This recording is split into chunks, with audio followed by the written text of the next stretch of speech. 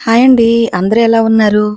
ఇవాళ మా చిన్నమ్మాయి పుట్టినరోజని తనకిష్టమైన పరమాన్నం చేశానండి. అది ఎలా చేశానో మీకు కూడా షేర్ చేద్దామని చిన్న వీడియో తీశాను. నేను 1 లీటర్ పాలు తీసుకున్నాను. లీటర్ పాలు యాజ్ ఇట్ ఈజ్‌గా తీసుకొని అవి కాగనిచ్చాను. ఈలోపు బియ్యం, ఒక గ్లాసుడు బియ్యం శుభ్రంగా కడిగి ఆరబెట్టుకున్నానండి. ఒక అరగంట సేపు ఆరబెట్టుకుంటే సరిపోతుంది. ఎందుకంటే బియ్యం అంతా మట్టిగా ఇదిగా ఉంటుంది కదండీ! కొంచెం నీట్‌గా కడిగేసి ఆరబెట్టుకుంటాను ఎప్పుడు చేసినా. తర్వాత ఆరిపోయిన బియ్యంలో ఒక స్పూన్ నెయ్యి వేసి ఇలా కలిపి పెట్టుకుంటాను. ఇలా నెయ్యి వేయడం వల్ల ఏంటంటే పరమాన్నం టేస్ట్‌గాను వస్తుంది. ఉండలు కూడా కట్టకుండా చక్కగా ఉడుకుతుందండి. ఇగో చూసారా? పాలు పొంగిపోతున్నాయి.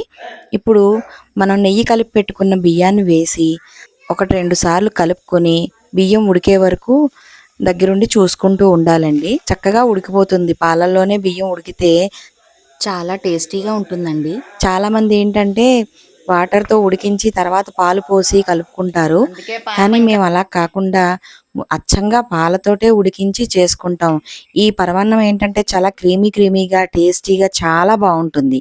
బియ్యం ఉడికిపోయినప్పుడు ఒక గ్లాస్ బియ్యానికి ఒక గ్లాస్ బెల్లం తీసుకున్నానండి. అంతకన్నా ఎక్కువ స్వీట్ వెయ్యక్కర్లేదు.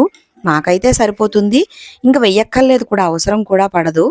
నేను స్టవ్ ఆఫ్ చేసిన తర్వాత మాత్రమే బెల్లం యాడ్ చేస్తానండి. స్టవ్ ఆన్‌లో ఉండగా బెల్లం యాడ్ చేస్తే విరిగిపోయే అవకాశం ఉంటుందండి. చాలామంది పరమాన్నం చేసినప్పుడు విరిగిపోతుందని అంటూ ఉంటారు. కానీ ఇదే టెక్నిక్ అండి. సన్నగా బెల్లం కోరుకుని స్టవ్ ఆఫ్ చేసిన తర్వాత మాత్రమే బెల్లం వేసుకుని ఆ వేడిలో ఉడకనిస్తే బెల్లం కరిగిపోయి పరమాన్నం చక్కగా ఎంతో టేస్టీగా రెడీ అయిపోతుందండి. చూడండి, ఎంతో చక్కటి టేస్టీ అయిన బెల్లం పరమాన్నం. అందులో జీడిపప్పు, కిస్మిస్ కూడా నెయ్యిలో వేయించి వేసుకున్నానండి. ఇలా ఎంతమంది చేసుకుంటారో నాతో షేర్ చేయండి. Thank you.